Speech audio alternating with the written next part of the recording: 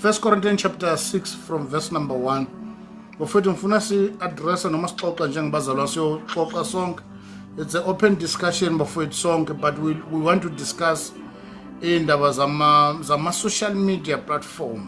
Ubungozi bakhona nangendlela esiyisebenzisa ngayo thina njengabantwana bakaNkulunkulu.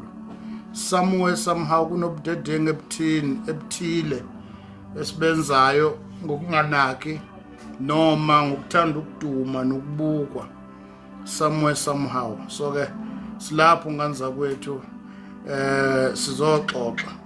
uNkulunkulu asenzele umusa egameni lika Jesu. Ngizokwenza njalo mphathi, ngizokwenza njalo. First Corinthians chapter 6 from verse number 1. 1 uthi ukhona yini umuntu kini uma enendaba nomunye enesibindi sokumangalela kongalungile kungabe ngokholwayo na. Angiphinde verse number 1. Ukhona yini umuntu kini uma enendaba nomunye unesibindi sokumangalela kongalungile kungabe wabangcwele na. Nguphinda kokugcina 1 Corinthians chapter 6 from verse number 1. Ukhona yini umuntu kini uma enendaba nomunye unesibindi sokumangala kongalungile kungabe ngabangcwele na. Apostle Paul buza lo mbuzo ebandleni laseKorinthi emveni kokuthi esezwile ukuthi abazalwane lapha eKorinthi by this time ethola lencwadi wayesese-Efesu. Uthola lencwadi ukuthi ebandleni laseKorinthi kunesiphithiphithi esikhulu, kunokungaboni ngeso linye, kunomsindo, kunokwahlukana. Eze ayi-addressile from chapter 1 ethi ngizwile bazalwane ukuthi kunokubanga phakathi kwenu, nibanga befundisa. Abanye bathi singabaka Apollo, abanye bathi singabaka Paul, abanye bathi singabaka Kefas, abanye bathi thina singabaka Kristu. uNkulunkulu wethu wehlukene yini. So it's one of the things uMapostle Paul has addressa ibandleni laseKorinthi, ukwahlukana. Uzwile futhi uMapostle Paul uma address uthi ngizwile ukuthi phakathi kwenu bazalwane uma kukhona udaba noma makwenzekile ngabona ngasolinye nomunye umzalwane, lezi zinto ani address ninodwa. Nithatha lezi zinto nihamba niyo addressa noma niyofuna ama advice noma niyomangala kwabantu abangakholwa. Shothi lento yenu yokuhamba nenekana kuma social media platform ayiqala namhlanje into endala yokuthi abazalwane ma kunotho oluthile elenzekile bese bahamba baya kuma social media platform bayonekana. Akusiyona imikhuba yethu ke thina le njengamakholwa, asenzi kanjalo. Umntwana kaNkulunkulu uma kukhona into angabonanga kahle ngesolinye asihambisane enkantolo. Siyazi lento esikhuluma namhlanje is one of the things engeke izwakale kahle, izovuza umbuzo, kodwa ngikutshela iqiniso ukuthi thina njengabazalwana sahambi siyoma emabhokisini silela amacala anganamsebenzi njengabazalwana. Isizathu sokuthi singakwenzi lokho is because we know ukuthi sinommeli uKristu, sinomahluleli osahlulelayo imeni zonke zempilo. That's why lithi iBhayibheli ningalwi nina uyonilwela yena. But sinabazalwana abamkhonza uNkulunkulu abamethembayo, kodwa at the end of the day ubona ukuthi ukumethemba kwabo nokumkhonza kwabo kunala khona bona bayibulwela ngamandla abo. Kunezinto ongamelanga uzenze, kunezinkulumo ongamelanga uyikhulume, kokunye ukudedelela enkosini, kokunye kube uNkulunkulu othi this time around lokho angeke ngisakwazi, anginawo amandla okwenza ngamandla ami onke, but uNkulunkulu ungangelekelela kule ngxenye. I think it's one of the things ebandleni kaNkulunkulu la sihambe sasala khona. Bekuqala kanjalo bafowethu. Kunamabandla namhlanje la khona kulwelwa izikhundla ebandleni kaKristu, bahamba izinkantolo bafuna ukuyokwina ukhetho ukuthi ubani ozoba umfundisi. Akusona into kaNkulunkulu le, akekho umuntu ongakhethelwa, akekho umuntu ongahamba ayokwina icala enkantolo lokuwinela ukuthi abe inciko. akusonto kaNkulunkulu into yabantu. Into yenu nje leyo, akekho umuntu ongaya enkantolo athi uyolwela ukuthi awine, ukuthi akhethwe naye ukuthi abe umfundisi. Ngeke, ngoba kaNkulunkulu akakwazi ukumbozwa, akafihlwa. Noma ngathiwa nimvala ngazo zonke indlela, uyoba nendlela uNkulunkulu omveza ngayo, ngoba asibi khona ngoba abantu basaphrovile siba khona, ngoba uNkulunkulu ethandile ukuthi siba khona. Noma ngathiwa obani abavala wonke ama-channel, uNkulunkulu uyawavula ama-channel ngendlela yakhe futhi ngesikhathi sakhe. Uma laba bantu okumele balimele igama lethu badecide ukuthula, uyowavusa namatshe elimele igama. Ayikho into kaNkulunkulu engavinjwa abantu. Now ke sesiphile esikhathini la ke lona ibandla uqobo lwalo lihamba liyomi inkantolo lehlulelwa abantu abangakholwa, liyohlulelwa woShembe, woLhanyana, woMasango. Ibandla likaNkulunkulu elithi linoJesu, linomoya ongcwele, linoNkulunkulu, liyohlala phakathi kweindiva ebhemana nazo zonke izinto, lehlulela lona bese kuba abantu abangakholwa abatshela ibandla ukuthi ubani owina ukhetho kuba umfundisi. Asisho ukuthini, kodwa sifuna ukuntshela ukuthi leyo nto ayiveli kuNkulunkulu, into yenu enizenzela yona. Futhi mina ngokwami ngangevela ngilunga ukuyokhonza ebandleni la khona kuwina inkantolo, abefundisi bakhona bawina ikhetho ukuba umfundisi. Umfundisi wethu owinile onegunyazwe inkantolo ukuba umfundisi. Ngikwenze lo ngisho nangephutha, ngoba uma ngibizwe uNkulunkulu, noma athi obani abamelana nami, uNkulunkulu uyevula indlela. Noma athi obani abangcolisa igama lami, uNkulunkulu uyovusa abantu benhliziyo yakhe, ngoba akekho umuntu ohamba noNkulunkulu ongamngcolisa. Ngifuna ukuqala kanjalo bafethu ukuthi siyibandla thina ke lalesi sikhathi esiphila kusona elingasazi elehluleka ukuma endaweni yalo ukuba istandeni esiradi kanye noNkulunkulu. Umpostoli Paul uadressa lolu daba ke lokuthi bazalwane, ngizwe ukuthi uma kukhona umzalwane phakathi kwenu onodaba nomunye umzalwane, nina nifasti kakhulu ukuyothatha lolu daba nihamba niyolukhuluma kwabantu abangakholwa. Sinomama esikhonza nabo abathatha indaba zaseyinkonzweni nokushayisana komama nokuphambana kwembono njengabantu abasha, bahamba beyoxoxela amadoda abo emakhaya abangakholwa, bahamba befuna ama-advice komuntu ongakholwa. Incwadi yamaHubo chapter 1 verse number 1 ubusisa umuntu ohambe ngeluleko zababi. Umuntu omubi kusena lo mnyama noma omikabi, umuntu omubi umuntu ongakholwa. So in other words, uNkulunkulu kusukela kudala akafuni ibandla noma ababizwa ngegama lakhe befuna izeluleko kwabantu abangakholwa. Kunemishado eminingi nje, siyaya la kuma social media hamba kanye nami, kunemishado eminingi nje ngeke isurvive futhi angeke ize yime, ngoba umzalwane lo ushade nentombazane ekholwayo kodwa influencewa o-anti bakhe abangakholwa, influencer ngoma wakhe ongakholwa, influencer omama basemphakathini. Kulula kakhulu umama usindisiwe ukuthatha izelulekiswa omama abangakholwa. Kwenziwa yini bazalwane? Kusho umpostoli Paul ukuthi izeluleko zenu noma udaba lwenu ninalo ebandleni nilula kakhulu ukuthi ma kunadaba elithile elenzekile phakathi kwenu bese nilithatha nihamba niyolikhuluma kwabantu abangakholwa. Angimethemba umzalwane okhuluma indaba zasekhaya ayikhuluma esidlangalaleni. Ngake ngesho ngelinye ilanga ngathi mina kwaZwana la ngizala khona kuneyinhlanya zakhona, kunabanamakhanda abo, kunabangatshelwa, kunabantu bakhona, kodwa ngeke ngihamba ngimedlangaleni ngibaneke, ngoba lesi sikhathi engibaneka ngizeneka mina. Siphile esikhathini esibi sabazalwane abangamnandaba ukuyiveza, ukuchaza ikhaya lakubo, bachaza izibongo zabo, not knowing ukuthi well uyichaza ukuthi oZwana banje usuku uyichaza wena. Sokulesi sikhathi esibi sebandla lisho noma yini elikhuluma noma kanjani esidlangalaleni, ekhuluma phambi kwabantu engabi nandaba. Sanibonana, siphile esikhathini ke la khona sethu kukhona lezi zinto okuthiwa ama-social media platform. We know ukuthi miningi imbono yabakhona makufika lezo ama-social media platform. Iningi lethu la sasithi no WhatsApp into zikaSathana.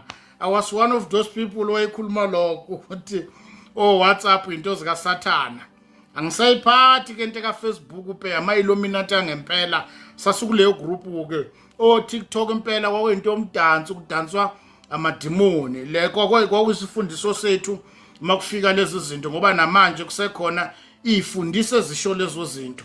Sibuya kulezo zinto siyabanye babantu abebechaza ama-social media platform njengento kamadimoni. Now uNkulunkulu esimkhonzayo incwadi kaIsaya eprofeti uIsaya uthi eyinsukwini zokugcina ulwazi luzokwanda, ulwazi luzoba likhulu, meaning ukuthi uNkulunkulu wahlelela thina kulesi sizukulwane eyazi kahle ukuthi siyophila esizukulwaneni la khona ulwazi luliningi, ama-social media ayobe sabalele, ama-social media platform ayobe sabalele ey'ndaweni ezahlukahlukene, kodwa nabo labo bayophila kulezo y'khathi kufuna bawasebenzisa lama-social media platform ngendlela e-right for the benefit of the kingdom. Sanibonana. Now-ke kuyiphutha elikhulu kakhulu ukuthi ey'khathini zokuphila kwethu njengoba kunama-social media platform ey'ndaweni ezahlukene, mhlawumbe sikhulumeni ngo-WhatsApp, sikhuluma ngo-Facebook, mhlawumbe sikhuluma ngo-YouTube no-TikTok ngoba izinto esi-expose kakhulu thina abanye bethu. Kwamanye ama-platform asikho expose kuwo. Asiqale kanje uTikTok. Okay, asiqala ngokuthi iBhayibheli lithi lo mhlaba esiphila kuwona unenkosi. Umpostoli Pawulu mekhuluma nebandla laseKorinth uthi inkosi yalelizwe iphuphuthe ekusila ingqondo zabantu ukuthi kungakhanyi kukhanya kwevangeli. Ubani inkosi yalelizwe ephuphuthe ekusila ingqondo zabantu? USathane.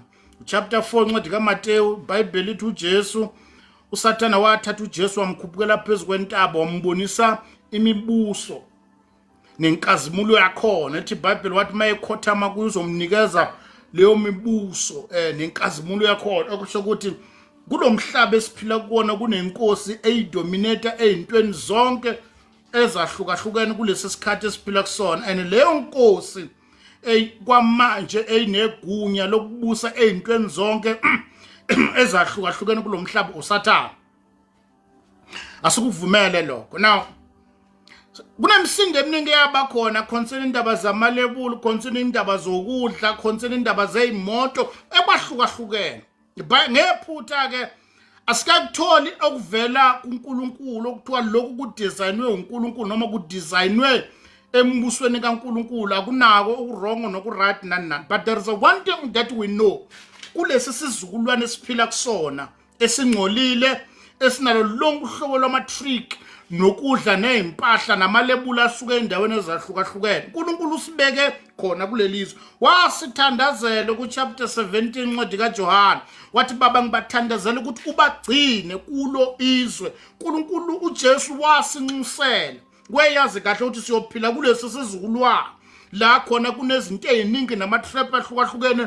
Usibeke kule ndawo esibiyele ukuthi siyophila khona kule ndawo kunezinto ezahlukahlukene. That's why incwadi kaIsaya ethi asikho isikhali esilolela abangcwele bakaNkulunkulu. Isiphi isikhali? Wonke ama-tricks akhandwa isithe embusweni obumnyama emkhathini ey'phambanweni zomgwaqo ogwadula nasey'godini zobumnyama imihlangano yonke ebanjwa nayo yonke ama-tricks akhandwa esingawazi, angaqhamuka nokudla, angaqhamuka ney'mpahla, noma ngathi akhandwa kuphi. But if we have a right stand noNkulunkulu thina, number 2, lokho konke sikusebenzisayo sikusebenzisa ngenhloso e-right. Asikho isikhali esilolelwe abantwana bakaNkulunkulu ukubela libhalwa mina bengiyoqedelela abane-right stand naye esiyophumelela. Bese kuthiwa-ke nalo lonke ulimi elisivukelwayo, amazwi akhulunywayo singawazi, iqalekiso noma ngathi ukukhulunywana, ngoba sabiyelwa kuwo lo mhlaba onakele ona yonke imikhuba yahlukahlukene siphila khona la. uNkulunkulu kwangeke kumehlule ukuthi umhlazana sikholwa asinikeze indawo yethu, kodwa wasigcina khona la.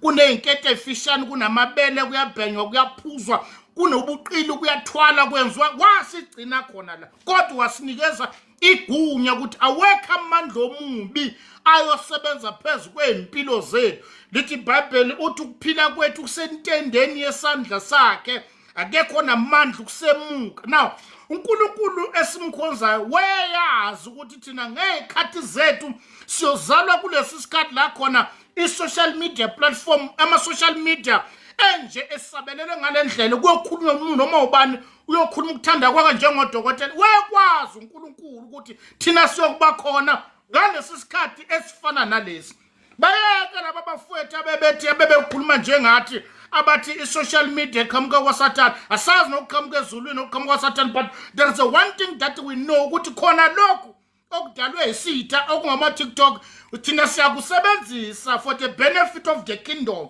ngoba uNkulunkulu mase ekhulumile angathatha yena uSathane uqobe esebenzela umbuso okukhanya ngoba uNkulunkulu mase ekhulumile isho noSathane uqobo uyabhawa asikwazi ukuthi kwacreatwa iphinhloso but we are using the same platform for the benefit of the kingdom.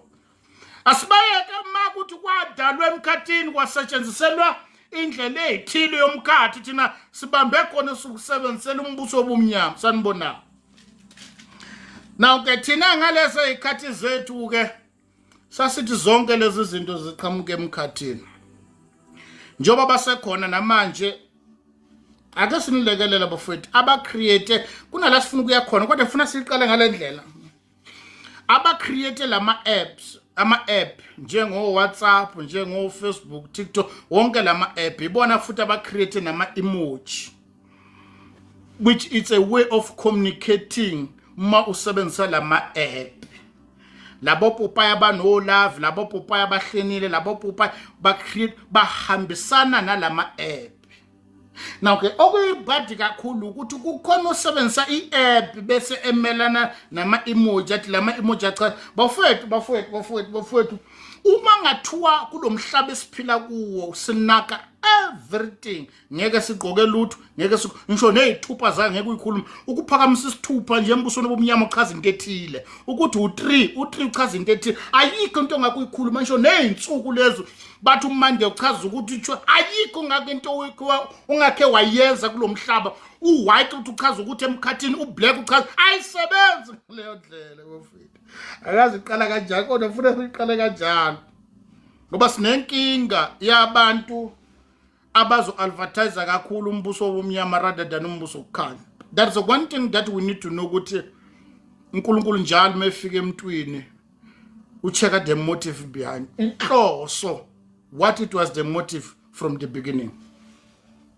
Thina sikhula thina sasiphakamisa o7 singabazi nokuthi u7 uzokuthini ukuthi asiphakamisa o7 sasingasishona ukuthi singama27 ngoba sasingakwazi and ukuba sikuphakamisa u7 akukaze kwasenza saba ama27 ukuthi sasiphakamisa o6 thina sithi sure kanti singazi ukuthi kwababoshiwe ushosho uyi26 lo kodwa ukuthi sibaphakamisile o6 akaze kwasenza saba ama26 because sasikwenza lokho imotive noma inhloso kwangasikhona ukuthi siphakamise izithuphe embusweni obumnyama angikho lapho ngila kodwa ngifuna sedlule kahle ukuthi as much as siwasebenzisa ama social media platform inhloso kwasebenzisa kwethu siwasebenzisa for the benefit of the kingdom. Angikwazi ukuthi ma ngikusebenzisa uWhatsApp bese ngisenda uPopa ayohleka ukuthi uPopa ayohleka uchaza amademons sinabazalwana abayinkinga kakhulu abakhonza uNkulunkulu onganamandla la ngifuna ukuya khona sino TikTok nje ngifuna sikhuluma ngama app ambalwa nje sino TikTok sino Facebook sino YouTube. Na uTikTok ke awukhokheli ngiqala kanjalo uTikTok awukhokhi noma ngathiwa ngina million ama followers ayikho imali ekhokhelwayo ukuthi unabantu abaningi abakulandelayo. Now imali uyithola kwa TikTok uyithola kanjani uyithola ngokuthi njoba ngikulive kanje yabona lonto kuthiwa ama gift lokhu ngama blom abakusendayo kwahlukahlukene ikhona lokho yama ukuqongelela futhi lokho yani ungazi ucaba ukuthi kunemali mhlambe 1000 noma I think 100 yama blom lokhu ngama blom ubona lokho ama rose lokhu kusendwa la I think ukuthi angisakhumbuli kahle noma ku 100 yini kuyenza i1 cent uqongelela uqongelela le yanto leyana ma basoloku bakugiftile ungazi kuphela inyanga thina abafana nathi ke esingatargetile khona kuphela inyanga athi mina ngagcina ukuthola imali yakwa TikTok ngama gift angazi kokunini noma November noma October yona lokho ama gift ulinda ungalinda inyanga uqongelela lokho ama gift iyona imali abayithola. That's why ke manje babona benza all life baba gifta ngamabhubesi baba gifta nana. That is the only money oyithola from kwa TikTok. Apart from lokho ayikho imali oyitholayo. Sibambeni lokho. So ke manje babona bakhanda all life bathi gifta faka ama rose faka ukuthi nikela ngokuthi nokuthi ikhona ukukwenza ube nemali. Sendlula. So ke ngaphandle kwalokho okay. Number 2 bese kuba khona la kwa TikTok. Bese kuba khona lento okuthiwa ukusubscribe ungene epagini la kimi bese usubscribe ngama yamagama uzama uchaza ukuthi kulo muntu njalo ngenyanga mhlambe kuzodonseka kudipende uma subscribe kudipenda kuwena. Abanye by the way ko life babo awungeni uma ungasubscribeile. Ukusubscribe usubscribe kwa TikTok awufani noka YouTube. Kwa TikTok uma ususubscribeile ufana nokuthi kunemali edonswa kuwena njalo ngenyanga. Abanye bathi 20 rand mhlawumbe umunye uzothi 20 rand omunye athi 50 rand omunye athi imali ukuthi nokuthi. So enye indlela ke futhi naleyo yokukhanda imali. I think enye ngiyazi ngichaza ngikwazi mhlawumbe sekhona ongaphezulu kwalokho. Bese kuba khona yesithathu uma uposta ama video awubi ne access yokuwavula lawo ma video unless usubscribe. Ngamanye amagama ngifaka igate yokuthi the only way yokuthi ukwazi uaccess ama video ami ukuthi wena khipha umnikelo bese ukwazi ukuvula ama video. Ngikhuluma ngo TikTok bese ukwazi ukuvula ama video ami. Ngifuna ukuya kulento le yabafowethu nibabona bakhanda ama social media platform ukuthi kukhandwa imali kulento ukuthi awazi. Now indlela entathu engizaziyo leso ukwazi ukuthola imali kwa TikTok. By the way asiyisebenzisi zonke. Bese siphuma mangathi uyanotice manje iningi labazalwane manje bayaphuma ku TikTok baphuthuma ku YouTube ku what you call ku Facebook. uFacebook uyababesho kuthiwa uyakhokhwa. Ngazi laphana anginalo ulwazi kodwa kuthiwa kuyakhokhwa impela ukhokha athinga ngathi nokudlula no YouTube. Kudependa ngama followers akulandelayo, kudependa angazi abantu bakunikelela ngama stars into enjalo kodwa kuthi uyakhokha ku YouTube kumele uposte uengage all this kind of things kuyakhokhwa. That's why lapha kwa YouTube mongangena ku Facebook uposta imsangano umuntu athatha ivideo umuntu ayifakela apost inhloso nje ukuthi ngibe nabantu abazongilandela ukhuluma inganikwane khuluma noma kanjani. Inhloso ukuthi ngibe nabantu abangilandela. Uma khona umuntu oyibukile ivideo yami mina kunema center athile angenayo. I think nakhona kune number ethile kumele uyireach angazi noma 1000 noma 500 abantu. Bese angazi nesikhathi kumele ubukwe ngaso ukuthi bawabuka isikhathi singaka kanjalo bese ufaka ama details bese uyakhokha. Mawubona abantu abaningi benza imsangano ku YouTube there is a man behind. Wena akubuka ngathi bashisakele bakukhanda imali ku Facebook uyakhokha ku Facebook. Kusho mina ngisho kuwena ngwenzela ukuthi mawubabona begila imkhuba ku Facebook yazi ukuthi kunemali emveni kwa yonke lemsangano ayenzayo. That's why abaningi abaseko active kakhulu la kwa TikTok ba active kakhulu ku Facebook because they want man. Kodwa bonke labantu balebulwe egameni lokuthi sisebenzela inkosi noma siyashumayela noma siyacula noma senzana but there is a money involved. Bese siya kule platform enkulu ke ku what you call ku YouTube. YouTube unemali. Yona edala inkinga njoba kunalama podcast akhona i-course ya yonke lenxushunxushu uYouTube. uYouTube ke uma upost video lapha ku YouTube number 1 I think kumele ube nama followers ube nama subscriber awu 1000 if I'm not mistaken ube nama subscriber awu 1000 bese kuba nabantu ababuke ivideo yakhe. I think isikhathi sokubuka kwe video yakhe I think kumele sibe u4000 ngezeke kodwa kumele phuthe kodwa kuhamba lapho kumele uba no 4000 isikhathi sakho. Angazini into elandela enye bese ukwazi ukufaka ama details akho. Now uma upost video ku YouTube uyayicheka leyo video ukuthi ayikho ingoma yomuntu ayikho azikho izinto ezifakile ezabanye abantu bese mayibuka leyo video kunalama advert angenayo uma umuntu ebuka ivideo. Lama advert lawo iwona akhokhayo ngoba uma udlala ivideo yami bese kungena advert, it means abanikazi baleyo video bathenge ispace noma bathenga isikhathi evidweni yami. Osuka eyibuka angayiskip leyo video, lawo masekondi lawo masente lawo azofakwa kimi. And the more kwanda ama-subscribe, kwanda abantu ababukayo, kwanda abantu abathola ithuba loku what you call lokuthi ba-advertiser noma yini aba-advertiser epagini lami, by so doing bayakhokhelwa.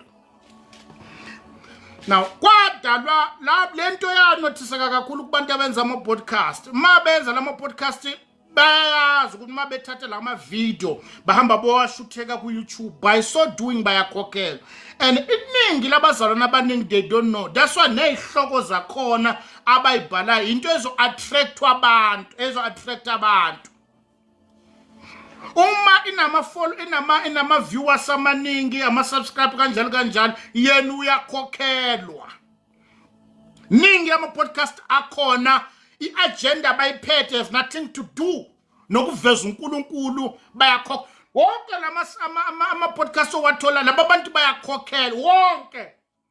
They are making money. Bayenza imali iningi labo ngokuhlambalaza ibandla likaNkulunkulu. Benza imali ngokuhlambalaza amagama yabantu thizeni. Benza imali ngokuhlambalaza umzimba kaKristu. They don't care. As long as kwanda ama-subscribe, kwanda ama-comment, kwanda abantu abasherayo, kwanda abantu as long as kunemali engenayo abanandaba ubonakala bawenzayo emzimbeni kaKristu, as long as kuyoba nemali phakathi.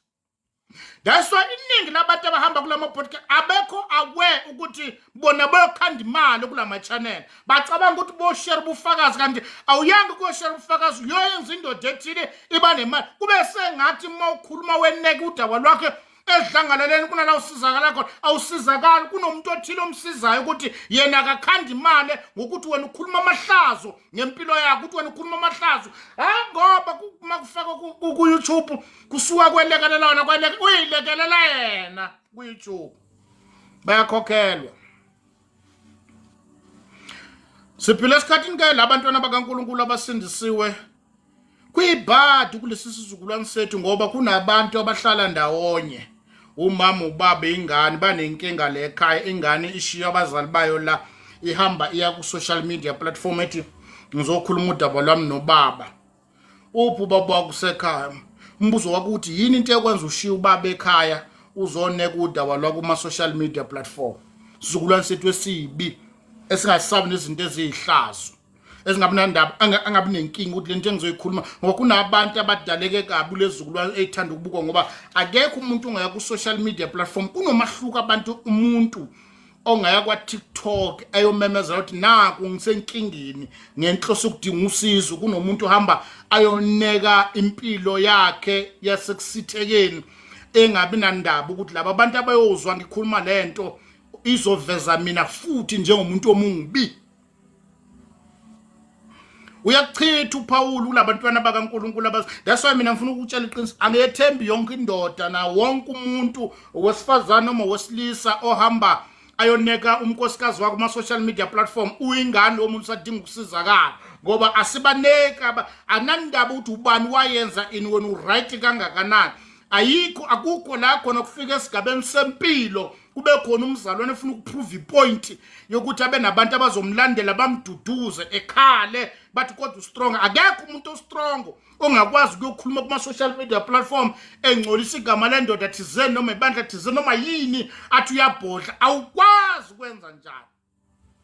Seneka umzimba kaKristu edlangalalena ngenhloso yabantu abathile abanenhloso zokukhanda imali.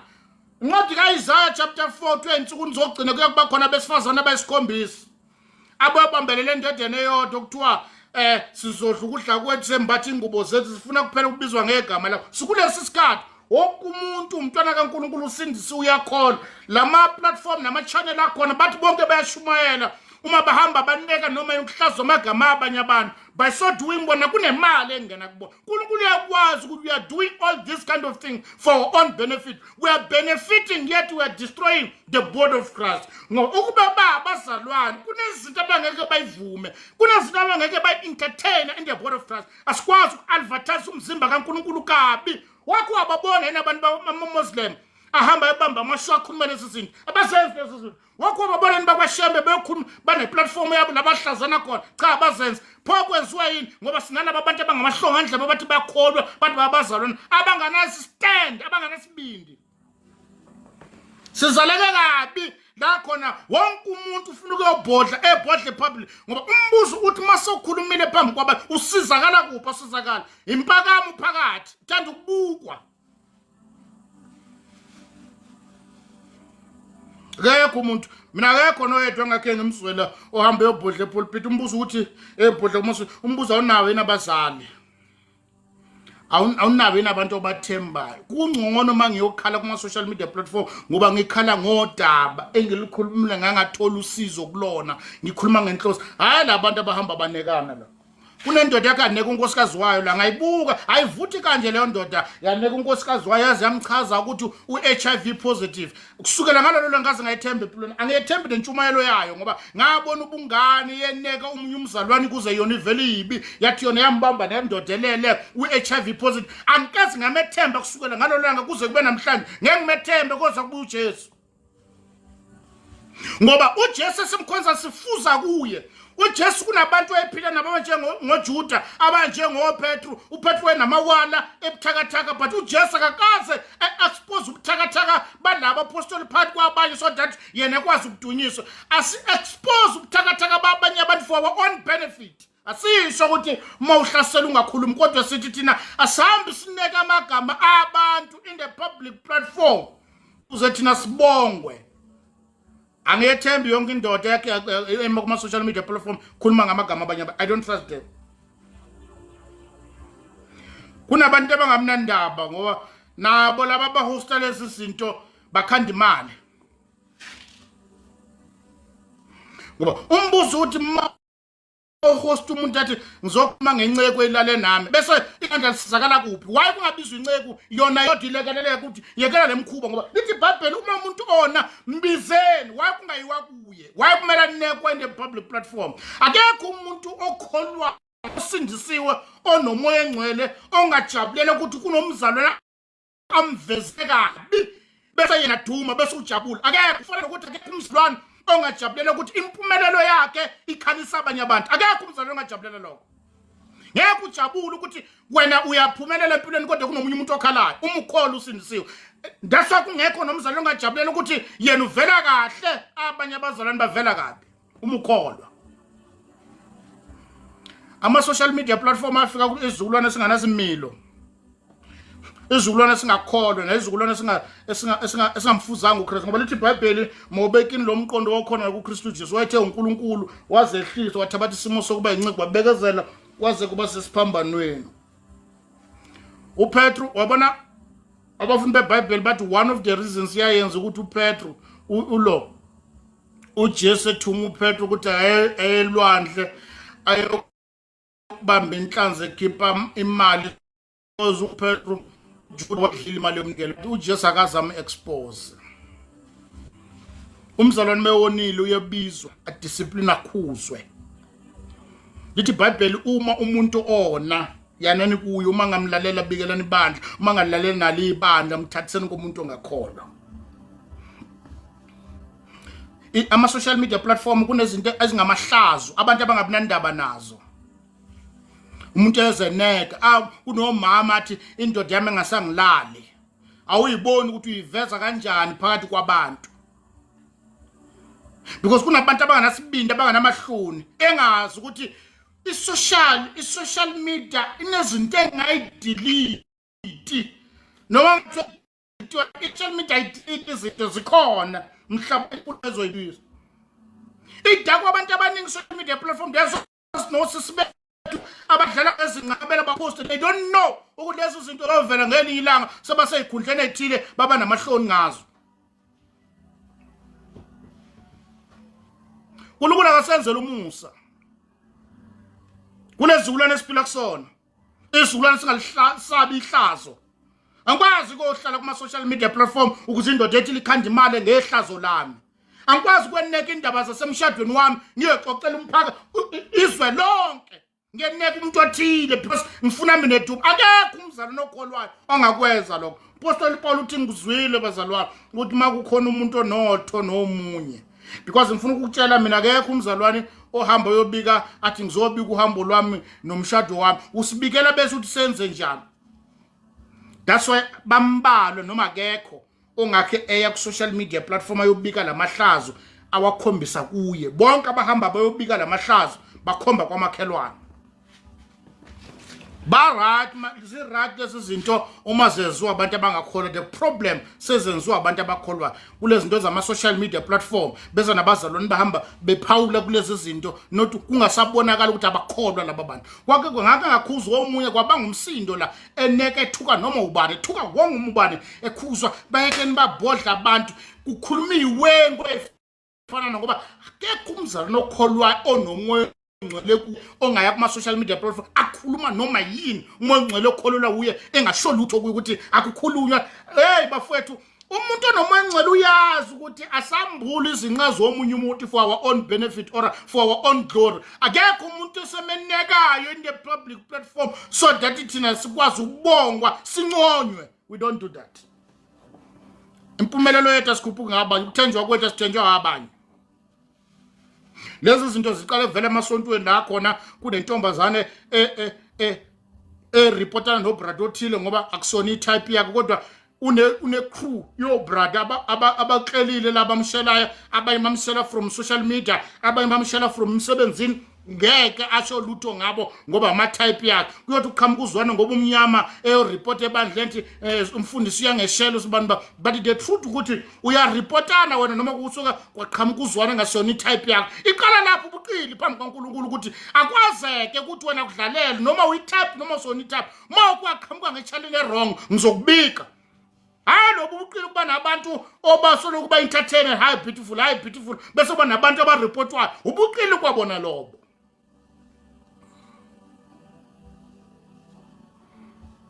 Siphila esikhathini esibi man. La khona abantwana bakaNkulunkulu bagcwele kuma social media platform bathi bayobhodla. That is a sign ukuthi isikhulu sabantwana bakaNkulunkulu abangakhulile nabangasindisiwe. Abefundisi bakhona bezwe noma bekhuluma kuma social media platform ukuthi bangcwele izondo abasindisiwe abaxoli abanakuthula. Ngamushiya usibani mhlazana umbona akakholwa lo. Bagcwele lapho kuma social media balihlaza benjalo bakhuluma lezi nitshela bani ezihlanganelene ekhuluma indaba zasekhaya sikhumula sinqunu wonke umuntu yasibona kunamantombazana ame kuma public platform usibani walala nami akayiboni ukuthi uyihlaza kwayena ukuthi wena wavuma kanjani kulana mawukholwa usindisiwe baze bakulala kangaka laba befundisi wena wawukholwa yini awuyiboni ukuthi uyiveza kwa wena ukuthi wangakholwa bakulala kangaka wena kokwenze njani. Angithi ukuyiveza wena ukuthi awunawo umtambo kaNo uyeboyezi khathi lenkampani. Kunabantu babekhuluma bangacabangi ngifuna uku-expose usibani twalana nami nawe uya-expose kwa wena ukuthi awunasimilo.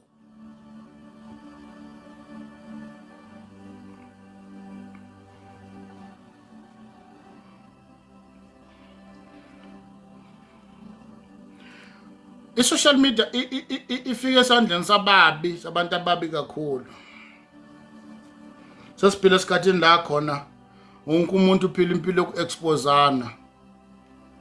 Nabashadile kumanje ezesikhuluma bagcinelana izimfihlo ngoba kumele bayokhuluma ku-public platform. Kucikelo legama labantu abathile phansi bese ephakama yena. Akekho umuntu ophakamayo noba nokuthula ngenxa ukuthi uhamba ucikele igama lendoda ejizeni phandle awubi nokuthula. Futhi akekho umzalwane ohamba kuma-social platform okhuluma ngabantu sakho. Akekho sinisiwe. Nenkinga nomzalwane hamba kuma social media platform eneka amagama abantu usibani nosibani. Ngakhe ngezwenye indoda la ithi sake sayidayisa umbuzo wakhona sake ngakhe ngayidayisa mina yalimala yangangifonela ngani mina ngoba idayiswe yimini yayitshela ku social media platform ihambisana ne-pride ukuthi ulinyazwe yimina kodwa ungezi mina uhamba uyotshela umphakathi so that wena uvela njengomuntu ostrong nomsibili akekho umzali ubheva kanjalo uma umuntu elimela uyakumlimazela uma kwakuyimina ngilimazela wayengaza ngani kimi ngoba ulinyazwe yimina utshela abantu ku social media platform so that evela nje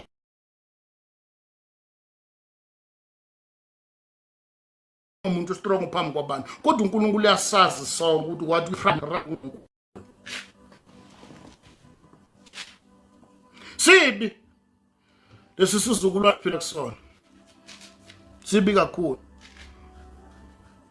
sibi wonke umuntu ucabanga lokho usho lokho akuthandayo wonke umuntu ukhuluma lokho akufunayo nabantwana bakaNkulunkulu abasenzi ukuthi ufakaza into ebandleni kunomuntu ophethe ama-microphone bafuna lezi zinto ezihlazo bahamba bayiposta kuma social media platform bayakuneka phambi kwabantu akugcini lapho kuze kuhamba noma sekufike izigabeni zokuthi kunikelwe kuyabuthwa kuyofaka kuma social media platform ufakela bani ushutela ini ipride ngoba kufuna bavela kubantu abenzeli yena uNkulunkulu kodwa iBhayibheli lithi uma umuntu enenkinga nomuntu akaye kulowo muntu ekhuluma naye anikwenzi namhlanje namba niyoneka abantu uma umfundise kulimazile imtshele malo lidaba hamba uyobikela abanye abantu ngoba ngokuhamba uya kuma social media platform mina ngiyantshela bafowethu angikhathele khona ukuthenja akekho umzalwane ongahamba ayokhuluma ngomunye umzalwane kuma social media okholwa nomoya ongcwele. The only thing engangenza ngiyokhuluma kuma social media platform ukuthi mangiyodinga usizo ngibona ukuthi sengizamile usiza kukho la sengikhuluma ku social media ngenhloso ukuthi I need someone maybe can help me ukuze kulungise ku 1 or 2 or 3 but angikwazi ukuyokhuluma kuma social media platform futhi nakhona ukuthi ngineke umuntu othile hayi ukuthi ngizeneka mina akekho oyayo kuma social media platform afika zaneka yena uba umuntu omuhle ababi labakhuluma ngabo. I don't trust them. I don't trust them. Uma yenza njalo abanye bakwenza lokho banganalo ulwazi. Ngoba uma abana nje abana nje ngicela ukulekelela yabona ama clip ama short clip abawapostela kuma social la ku TikTok bathi bafaka iclip encane bese bakukhomba ku YouTube. The reason why bangeke bayifake yonke les because uTikTok akakhokhi. So hamba uyobuka le uzokwazi ukukhokha khona. Ukwazi ukuthi mase ubukile ikwazi ukumkhokhela.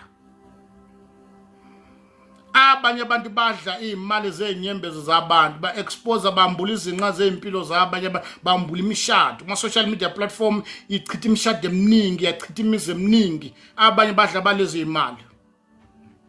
Abanye babulawa yiwo ama social media platform bavulela ithuba bayokhuluma abasekho namhlanje bafile because ala mathuba bavulelana banikezo lama channel kodwa kunamadoda adla lezi imali awanandaba because after all uma imali ikhona abanandaba ukuthi emveni kwalenkulumo ubani yolimala ubani yophatheka kabi imiphi imishado yochitheka kunabantu abavulela ama channel kuyokhulunywa izinto ezihlazo ezicabanisa umndeni anganandaba ezilongene edlile ukuthi imiphi imishado yochitheka emveni kwaloko akanandaba uma imali ingenile kuyena sidla imali yamanyala echitha negaspar baningi abantu bafile kodwa kunabantu abaclaim imali.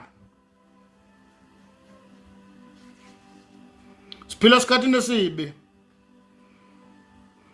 Baningi nabantu abashintshile kushumayeleni ivangeli bakhuluma ingane kwani bathuka amagama yabantu imisebenzi wabo bagadana namaphutha bathatha lawo maphutha bawayisa ku TikTok bawayisa ku Facebook bawayisa ku YouTube bafuna imali mabe expose impilo zabanye abantu ubona nje ukuthi babe nemali they don't care bakubiza ngomdlalo kanti bakhanda imali impilo zabo impilo abatargetana namaphutha impilo zabanye abantu ukuze babe nemali uNkulunkulu uyakwazi lokho ukuthi umsebenzi wakho hamba ufunana namaphutha empilweni zabanye abantu impilo yakho ukuze wena ukhokhelwe awuhlukile noJuda ukuthi wena uJuda osebenza kwelika moya kodwa wena noJuda niyafana ngoba impilo kaJesu yadayisola ukuthi uJuda abe nemali you are doing the same thing hamba ufunana namaphutha kulabo futhi abafuna amaphutha amantombazane alala namantombazane abarecorder hamba yoneka kuma social media platform athi mawungenela subscribe wenzani ukuze abe nemali they don't care ukuthi lo muntu uyolimala kangakanani emveni kwalokho as long as ekhokhile uNkulunkulu yakwazi lokho uthi impilo zethu zakhela phezulu kwamanyala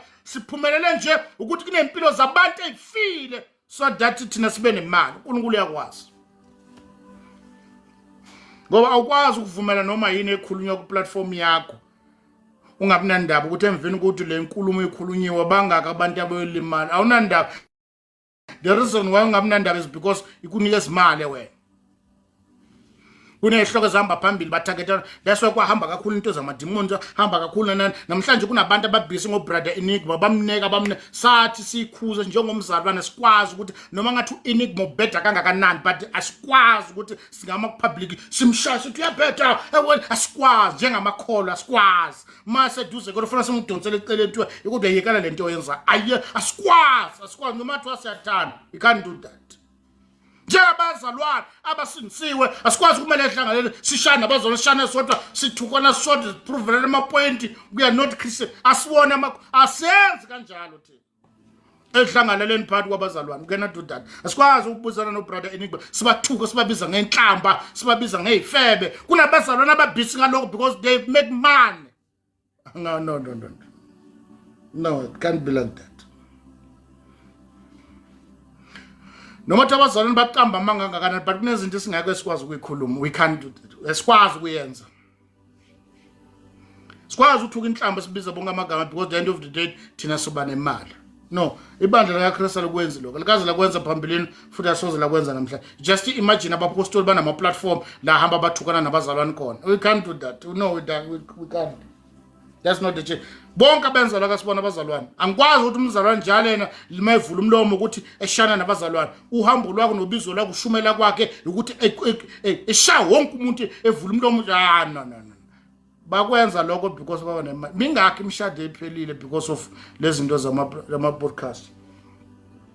Abanandaba. Why? Because banikeza imali. The end of the day bafuna ukukhatha ngorizwa njengabantu abashumela ivangeli. uNkulunkulu uyanazi ukuthi anisona ingxenye nikhanda imali.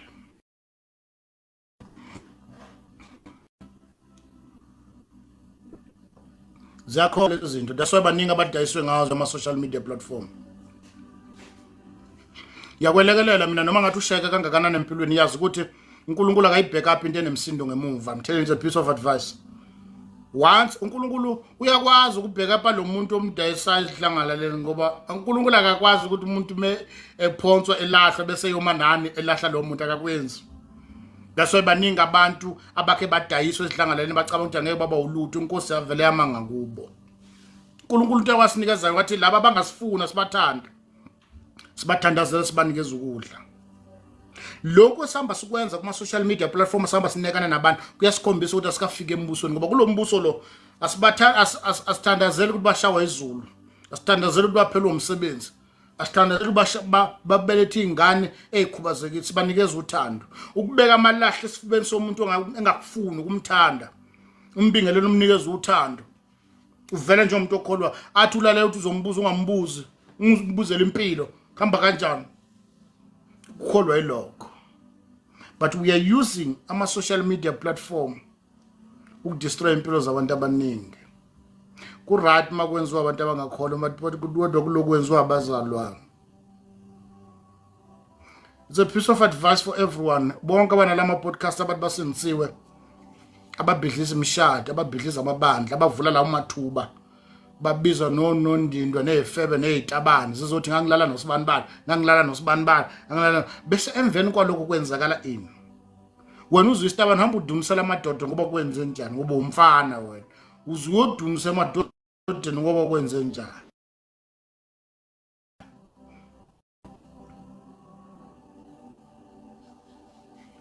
Akukho esikwenzayo kulombuso ukuthi mase sikukhulumile bese kudunyiswa igama lethu.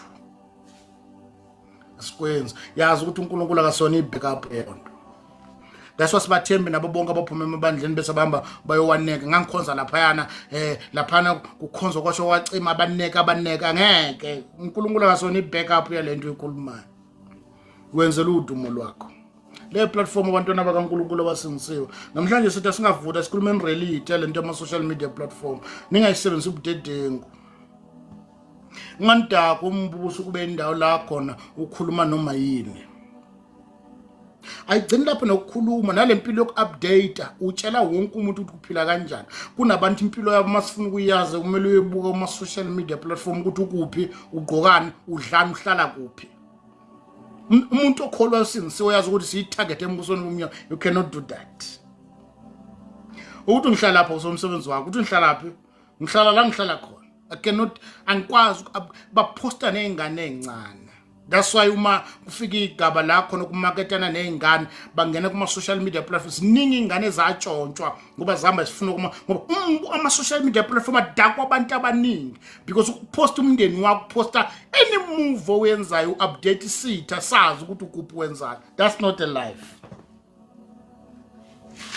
Mawusuza uyaposta, mawulala uyaposta, mawunyaka kunabantu phumala uyazi ukuthi uhlala wedwa endlini, mawusuka uyeThekwini uyaposta. Impilo zabantu abaningi bathunjwa kanjalo because kunabantu abamonitayo from kuma-social media platform. Akusibona bonke abantu abasifunayo. So ngoba ngazi ukuthi asibona wonke umuntu ongifunayo, angikwazi uku-update isitha ngempilo yami ukuthi ngikuphi ngenzani, ngidlani nobani. I can't do that.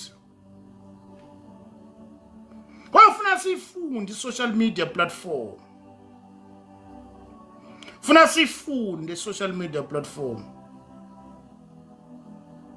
Ukuthi le ndawo lesi sinabantu abangasifunela into ezinhle. I cannot update them ukuthi ngenzani.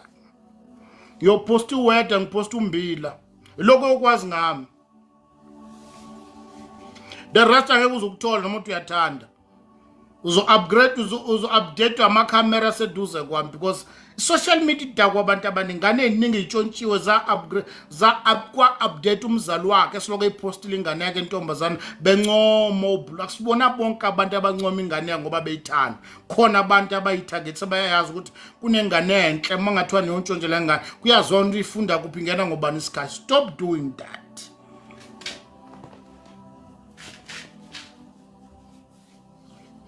Bantu abaningi imbuso yabadakwa. Yabadakwa umbuso. Brother, why don't Christian keep the Sabbath? Kodwa iSabbath elinini ngicela ungisize ubani lo ukhaya. iSabbath kodwa elinini. Ngoba sisebenzisa ikhalenda yamaJuda, yamaRoma, iSabbath elinini. Asisebenziseni i-social media kahle. Ngadakwa i-social media platform. Don't update isitha ngempilo yakho. Emhlabeni sisempini. Kuliwa ngazo zonke indlela. Kunabantu abathanda i-social media indlela exakile. Kunabantu nje abathunjiwe ngoba ba-update sengiyahamba ngibheke eGoli wahambile emlandeleni. Don't do that. Akekho umuntu ophila kamnandi umuntu ongamazi ukuthi ukuphi. Abantu into abangayazi bayayisaba. Nabazalwana abaphosta bavula mekwafaka ukudla uphosta noma efaka ukudla emlonyeni hayi mecasukile sesiyofunda kuma status ke imnethile impilo imejabulile ke useyapho that akusimpilo leyo. Impilo yakho thina siyifunda kuma social media platform. Ayikho into engaziwa ngawe sazi ngeke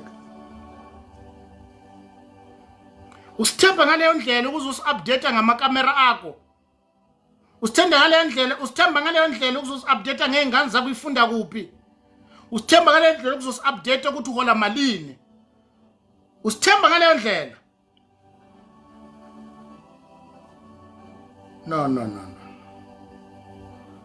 Kunezinto angeke sikwazi ukuzenza. Nomathi siyathanda kodwa angeke sikwazi ukuzenza. Because asazi sibuko obani abasilandelayo. Bahloseni bafunana. Social media ingozi kakhulu. Baningi abantu ababulawa mhla kuzwakala ukuthi bahola malini. Kunabantu ababanjwe inkuzi nje ngoba kuyazwakala ukuthi uhola malini. Kubonakala ama-payslip, kunabantu abayiposta lezi zinto baza bayiposta ngisho nasemakamereni. Angena shutheka yoveza ikamera ukuthi ikamera lakhe lingapha, ikamera lakhe ngeke bafuyita aveza nembhede. Ngeke. Kuyogcina ngokwazi uweda nje ukuthi libalele namhlanje. Thina ngoba siyakholwa usibona siposta inkonzo. Ukuthi ngidlani kuphi angeke uyajabula. Angikwazi ukuthi sazi ukuthi obani bas. Ufethu i-social media platform ingozi kakhulu. And abantu abangayisebenzisi kahle bayagaxela. Kunabantu impilo yabo yonke. Ubona nje impilo yabo i-social media le iyazi nomtsintsila wakuthi umnyama. Ayikho into abangayazi. Baposta ama-social media aveza ngamaphenti amabele uvela nqunu. Ayikho into abangayazi. Upostela umhlaba nesibindi nini. Umhlaba unje.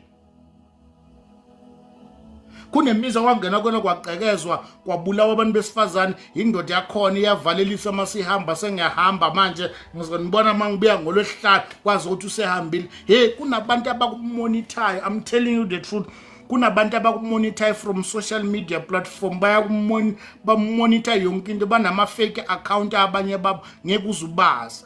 Nina kuna abanye baqoma khona labaqoma abantu abangabazi. Do you know ukuthi ngiyakwazi ukuthi mina ngicela umuntu engimaziyo nje ngesingahlobene ngimfone nti mina yake ushela umuntu wami akushela uthandane nje nomuntu kathi uthunywe mina ngithi ngicela ungishela lo muntu wami ngimethe nina nesibindi nina esinenyonge eceleni nangu nogatsheni siyanibona niyaposta lapha.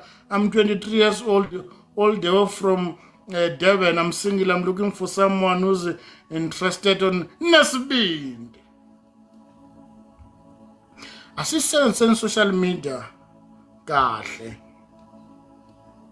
Banye babulawela kuwo lama dating app from ma social media platform, Facebook or TikTok or Instagram baphelela khona la. Impilo zabo abanye ngeke phinde belutho. Abanye basikenywa khona la imali asikwazi angikwazi kwethemba. Abanye babonana khona la afaka imali angazazi umuntu ongamazi angikwazi. Kwazi yabadala kwabantu abaningi social media platform osisi bethu abaningi bakhutuzwa abafana bahlangana nabo khona kuma social media platform avela einsizwa eclean kanti uzokhutuza intombazana enganasimilo kodwa ekholwayo ehambe ivumana nabafana engabazi ukuthi ababe ekholwe esindisiwe ebona umuntu uthi hayi nami ngiyakuthanda ufuna ukungitshela unesibindi wena nesibindi.